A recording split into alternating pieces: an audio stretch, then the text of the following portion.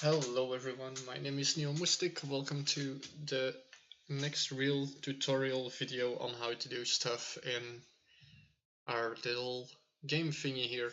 Now I'll show you guys something that I did that I will show you guys now how to do. You guys can see that I added in a little clock thingy. You can see it's kinda giving different kinds of letters we can move. And you can see I did a tutorial for the month and days and years as well. Now, as promised, first of all, I'll show you guys how to get these letters into your game, and we're going to make ourselves some buttons that we can press to do some stuff with. Now I'm going to, like I said, I'm going to change these buttons up. I'm going to get a menu or whatever.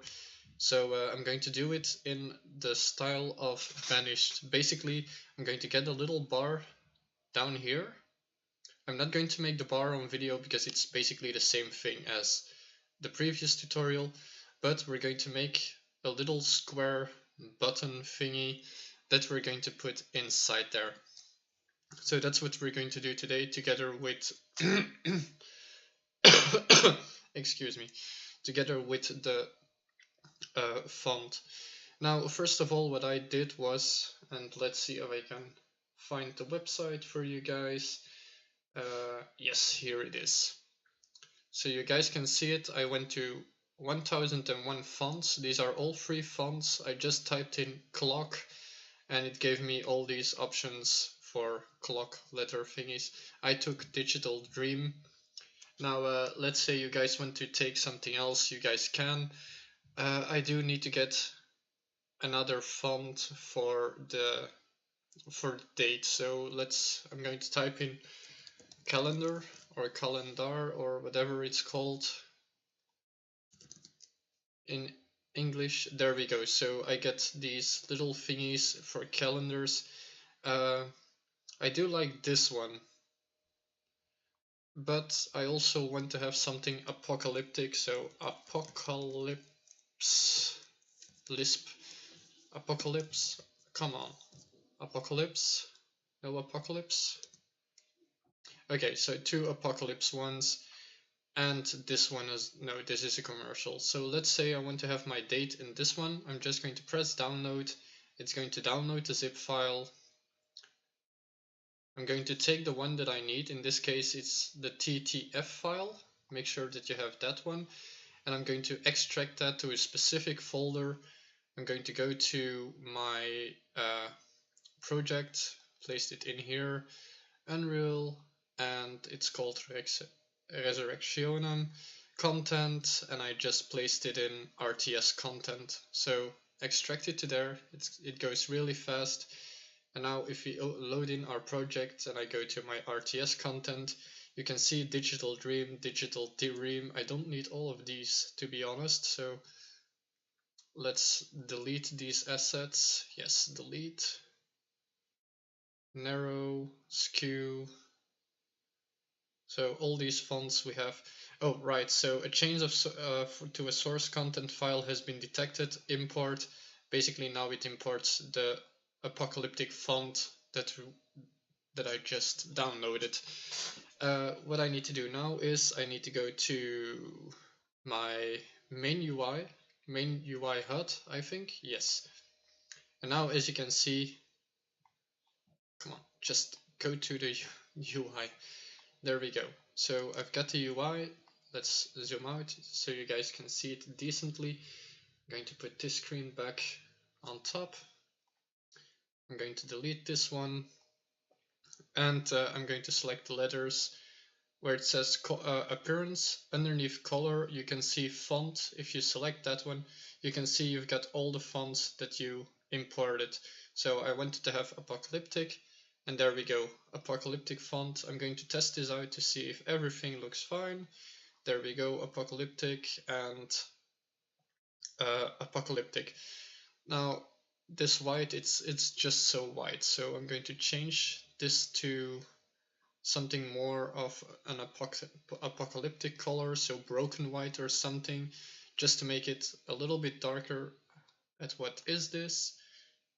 665 on all. So I'm going to change this to 0.665, 0.665, and 0.665. There we go. So that's the right color. I should be doing this one as well, but this is just so you guys get the idea. 0.665. I'm not going to use this one anyway. This is just for you guys. Come on, 65. 0.665. There we go. So that's a little bit more gruesome.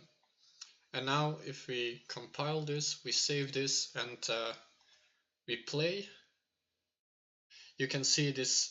You don't really see too much difference because it's numbers and it's probably really small for you guys, but you can see that the color has changed a little bit, and I do have the font that I wanted to have.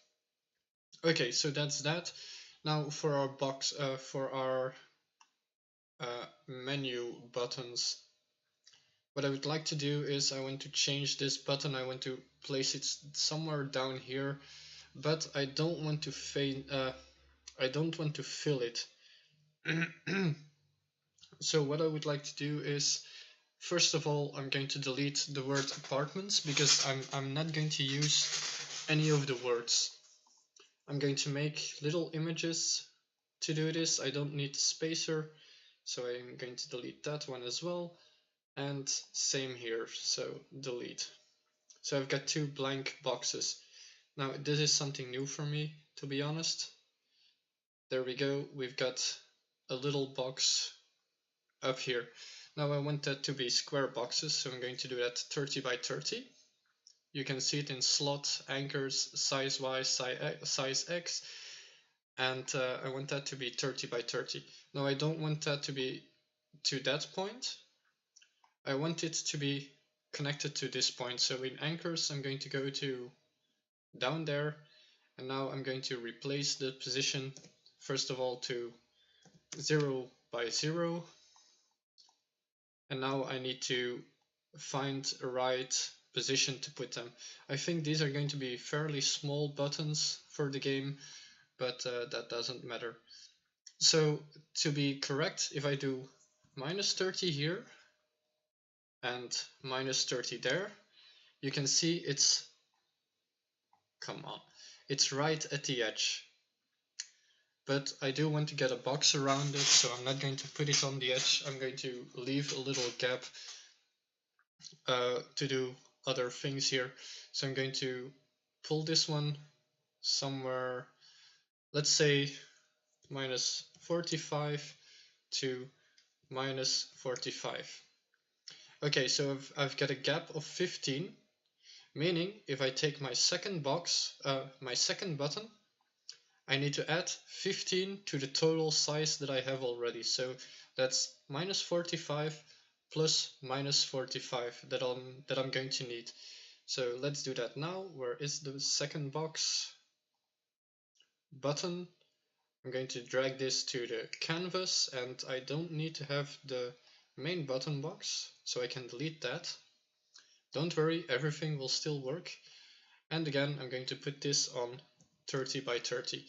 Now you might want to make it bigger. I'm just going to use 30 by 30, and as I progress, I'm going to change things up. Again, the anchor to that point, start at 0 by 0. Now the Y position was -45. There we go. And the X position was -45 plus -45 is -90. There we go. And now the gap, as you can see, the gap between these two and this one and the side is the same. Also the height is the same for both the buttons, as you guys can see. If I select this, you can see it a little bit better. The difference is the same.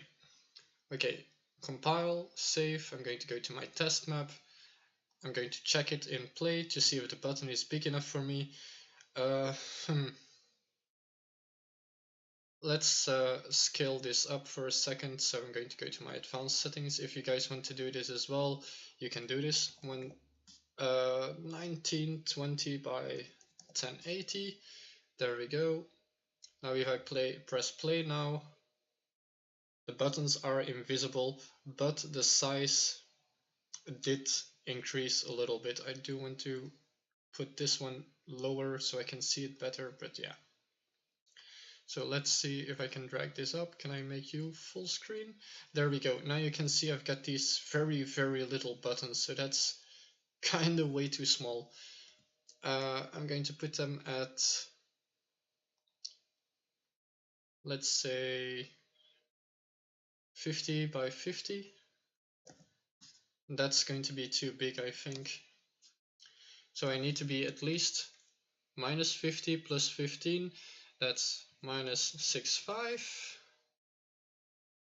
And this is minus 65 plus minus 65, minus 130. A lot of thinking. So minus 65, minus 65, and this one is 50 times 50. Okay, so now I've got a gap of 15. Maybe that's too little. Maybe I want to have a gap of 25. So let's add this minus 140. No, minus 140. So minus 140. Thank you. Okay, now because I placed this one more to the left, I need to do that to the same to the other one and from the bottom side as well. So instead of minus minus 65, I'm going to do minus 75 and minus 150, because 75 plus 75 is 150. Minus 75, minus 75. Okay, so these buttons should be big enough now, I hope. They're at least very big to what I can see. So play. Again, I'm in my full screen thingy. I'm going to put it on my full screen.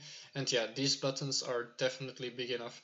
But as you can see, I've got the problem that when I'm here, he starts to slide already. You can see it's a very, very big gap that I've got. So I'm going to put it, the sliding thingy, I'm going to put that a lot closer to the side, so it's less big. So for example, if you're here, that it can slide. If you're here, it doesn't slide because this is way too big.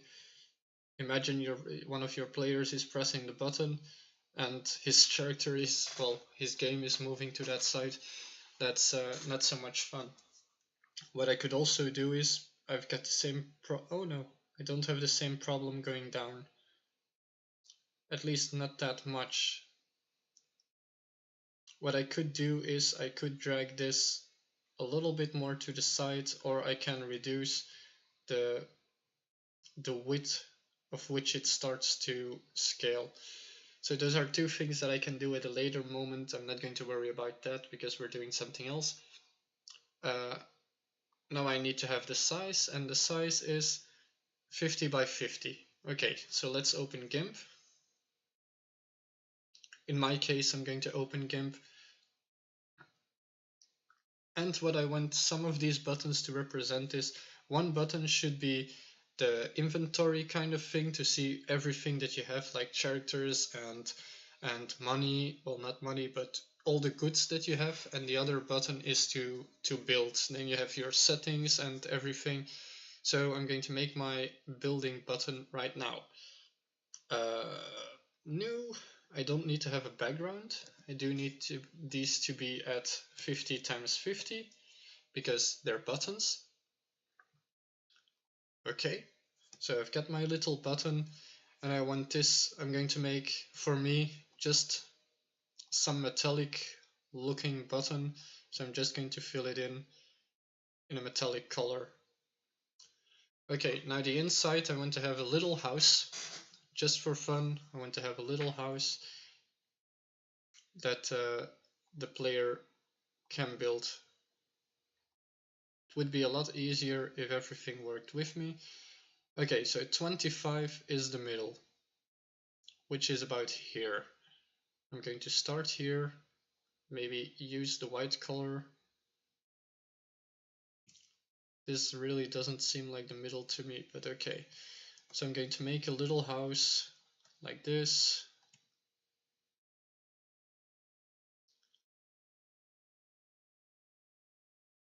You guys don't have to do it like this, because this is actually fairly small.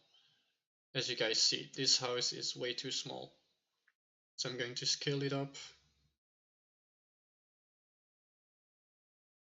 There we go. There we go.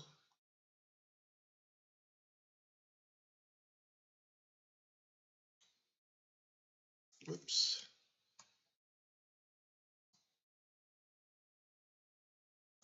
There, so we've got a little housey that represents that we can build there. I'm going to color this in again.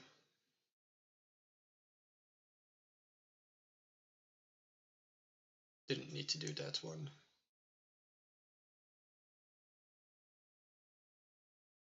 So this is just the visual aspect. What you could do is, maybe that would be better to do. Let's take this one. I'm just going to color it in completely in white. And this one is going to be basically a lighter gray, which you guys will see in a second. Also, I missed something here. I made a little mistake. Okay, so my mistake is fixed. Really doesn't look fine to me. Okay, doesn't really matter. Oops. So this is the size of our button. You can see it's a little housey, but I'm just optimizing a little tiny bit to make it look a little bit better. Not that I'm going to use this, but I like to keep everything optimized. So 3, 1, 2, 3. Okay, so we've got our little housey. What I want to do now is I want to get in the look, the feel of it being embedded. No, not embedded. That looks like it's a little bit deeper than the rest of the image. So the edge I'm going to do in a lighter color.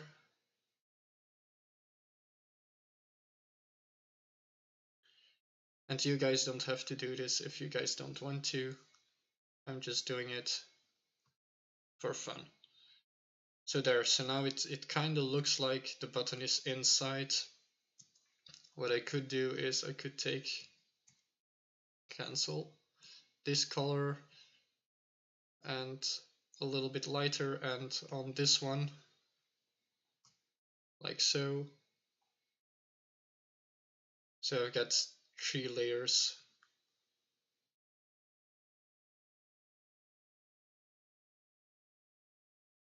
Not that this is important, I'm just doing this. There, so it looks like we've got a little housey, which is good. And this is going to be our normal image. What I am going to do is I'm going to make the edges a little bit brighter and a little bit darker as well. So I'm going to take this one, whoops, like so. And this one is going to be a bright one as well. There we go. Now the other one, come on, there and there.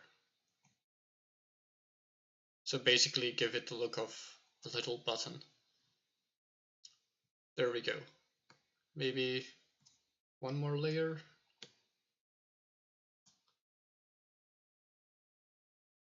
I'm sorry for the detailing. I know it makes the videos longer, but at least now we have ourselves a little button that we can use and press and whatever we want to do. Okay, so let's say you're just having a button. This will be that button. Now let's say you want to hover on it. Hover. In my case, I'm going to make sure that the button is a little bit darker because I'm hovering over the button, and you're the black one. Okay, because I'm hovering over the button, it's going to be pressed in, so I want this to be a darker button. I'm going to reduce this scale to, let's say, 20.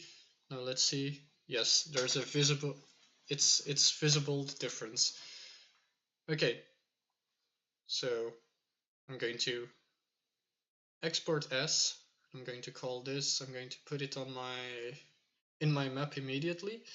So that was my D drive, my new map, Unreal Projects, Resurrectionem, content, and I placed it in RTS content. So I'm going to call this one button build. And yes, this you need to do for every button that you have. So export, oh no, file extension, .png. Export, export. And now I'm going to turn on the hover. And you can see change to the source. I'm going to import it. There we go. So the new button is imported. If I go here, I can see the button. Why can't I see the button? Did I put it somewhere wrong? Oh well, I'll see it in a second. Let's first do the other one. So this is the hover button. Where is it? Export as. DGA. Taiga. Build hover. Export.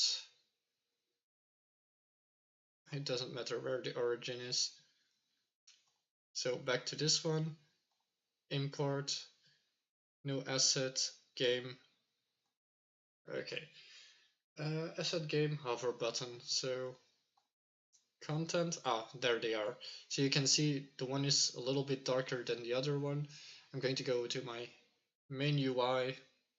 I'm gonna select the button and I'm going to look for appearance. Was it in style? Yes. So the normal style, I want to take my image, so I'm going to make this one detach for a second. I'm going to put this one in here, and on hover, I'm going to put this one in here as well. Now let's see what that looks like. You can see we've got a little house, and once we press, that's going to change. So let's compile, let's save, go to our test map, get in the game. You guys can't see it for some reason. There we go. Now you guys can see it. If I hover over it, you can see it becomes darker. And when I press it, it goes back to the standard. Now I don't want that to happen. So I'm going to make one more image, and I'm going to call new layer. Instead of hover, I'm going to call this one pressed. So we've got a different texture for when we press the little button. I'm going to put this one on red. There we go. And I'm going to put the coverage at 20 as well. There we go. So again, file, export as TGA, and I'm going to call this one pressed. Export, come on, export, yes, export. Now it's going to show up here, import, there we go, so we've got our red button. I'm going to drag this one out again, and I'm going to look for pressed. There we go, pressed.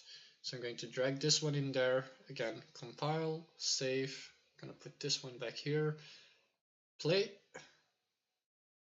and let's see. So hover, pressed, and you can see it turns a little bit red.